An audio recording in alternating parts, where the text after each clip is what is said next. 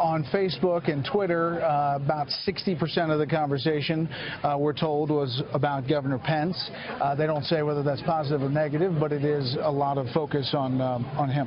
Well, speaking of Twitter, Tucker Carlson, as the two candidates on stage were arguing over who was driving a more insult-driven campaign, right? That's what they were arguing about. Donald Trump was insulting Tim Kaine and tweeting out, retweeting people who had tweeted, "Kaine looks like an evil crook out of the Batman movies." And then Trump retweeted another person saying that Tim Kaine looked like a fool, which led comedian John Lovett to say Trump is insulting people at the same moment Mike Pence is dodging questions about Trump insulting people. Yes. Well, yes, Mr. Trump is now at the center of this conversation again tonight. What a shock. He wasn't on stage.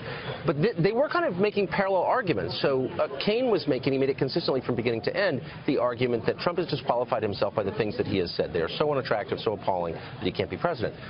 Pence was making the argument that Hillary has disqualified herself by the things that she has done. They have been so ineffectual. They haven't worked. She's responsible for the America we're all dissatisfied with.